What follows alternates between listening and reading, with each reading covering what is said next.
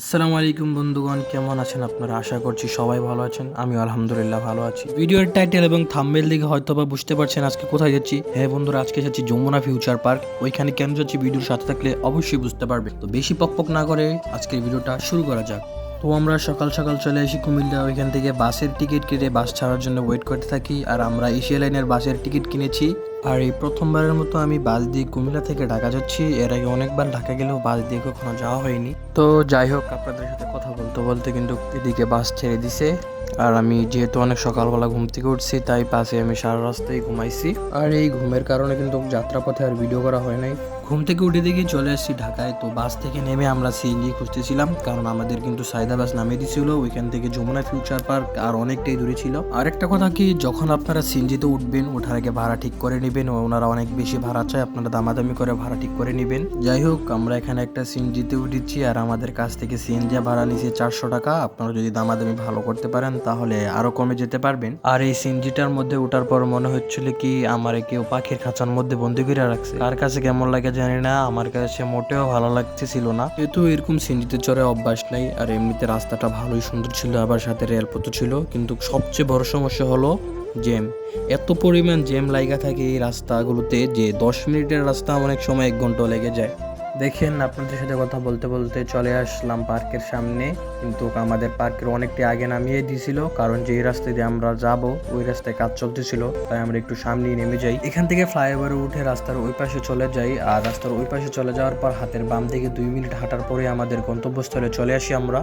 আর পার্কের সামনে মানুষের কোলাহলটা একটু বেশি ছিল। তো আমরা হাঁটতে হাঁটতে চলে যাচ্ছিলাম পার্কের কাছ দিয়ে মার্কেটের এরিয়াতে। ওইখানে কিন্তু আমাদের মূল কাজটা ছিল। তো চলে আসলাম আমরা আমাদের ভিসা নিতে। হ্যাঁ বন্ধুরা, গত ভিডিওতে আপনারা দেখেছিলেন ভিসার জন্য আমরা অ্যাপ্লাই করে গেছি, আর আজকে তা নিতে আসছি। যদিও আর 2 দিন আগেই মেসেজ আসছিল, ব্যস্ততার কারণে আর আসা হয়ে ওঠেনি।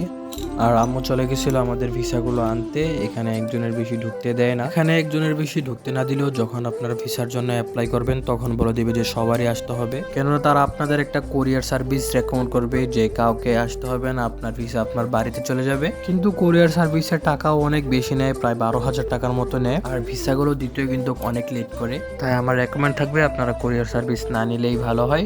আপনারা নিজে এসে আপনাদের নিজের ভিসা নিলে অনেক ভালো হবে। আর আমি ওয়েট করতে করতে বাইরের পরিবেশটা দেখতেছিলাম। বাইরের পরিবেশটা অনেক সুন্দর ছিল। আর এখানে আরেকটা মজার বিষয় হলো কি, এয়ারপোর্ট কাছে হতে মাথার উপর দিয়ে একটু পরপরই বিমান উড়ে যাচ্ছিল। আর বিমানগুলো অনেক নিচ দিয়ে যাওয়ার কারণে আরো সুন্দর লাগতেছিল। এই তো অপেক্ষার পালা শেষ। ভিতরের সকল প্রকার কাজ শেষ করে আম্মু বাইরে চলে এসেছে। তো আমাদের কাজ শেষ হয়ে যাওয়াতে আমরা আস্তে আস্তে বাইরের দিকে যাচ্ছিলাম। আর এই জায়গাটা নিচ দিয়ে হাঁটতে অনেক ভালো লাগতেছিল, যেহেতু সুন্দর একটা পরিবেশ। আর আজকে কিন্তু মার্কেট বন্ধ ছিল, তাই তেমন একটা মানুষ নাই, নয়তো অনেক মানুষ থাকতো। আর এর আগে যখন একবার আসছিলাম তখনও মার্কেট বন্ধ ছিল। হয়তো আমাদের কপাল খারাপ, নয়তো আমরা আসি এরকম সময় যখন মার্কেট বন্ধ থাকে। খোলা থাকলে হয়তো আপনাদের সবাইকে মার্কেটটা ঘুরে দেখাতে পারতাম। তো এই সুন্দর পরিবেশটা দেখতে দেখতে চলে যাচ্ছিলাম আমরা বাইরের দিকে। আর আপনাদেরকে এতক্ষণ যে জায়গাটা দেখাচ্ছিলাম এটা হচ্ছিল মার্কেট এরিয়া, মার্কেটের আশেপাশের জায়গাগুলো আর কি। স্ক্রিনে যে জায়গাটা এখন দেখতে পাচ্ছেন এটা হলো পার্ক এরিয়া, মানে এইখানে বাচ্চাদের প্লাস বড়দের ঘোরার জায়গা প্লাস খেলার জায়গা আর কি। আর আজকে যেহেতু মার্কেট বন্ধ তাই এখানে মানুষও ছিল না। আর মূলত পার্কটার পিছনে ছিল মার্কেটটা। এখান থেকে মার্কেটটা দেখলে পুরো মার্কেটটা অনেক সুন্দরভাবে দেখা যায়। এখানের ভিউটা অনেক সুন্দর ছিল, পুরো মার্কেটটা যেহেতু এখান থেকে দেখা যায়। যাই হোক, অনেক তো ঘোরাঘুরি হলো, এবার বের হওয়ার পালা। তাই আমরা বাইরের দিকে আস্তে আস্তে হাঁটতেছিলাম। আর বেরোতে বেরোতে কিন্তু আমাদের প্রায় 12টা সাড়ে 12টার মতন বেজে যায়, যেহেতু সকালবেলা একদম ঘুরে চলে আসছি। ওই সময় আর নাস্তা করে আসতে পারি নাই, তা অনেক ক্ষুধা লেগে গেছিল। তাই বের হয়ে এখান থেকে হালকা পাতলা নাস্তা করে নিয়েছিলাম, কারণ এখানে তেমন ভালো কোনো ভারী খাবার হোটেল পাইনি। তো নাস্তা করা শেষে আমরা আবার উঠে যাই সিএনজিতে।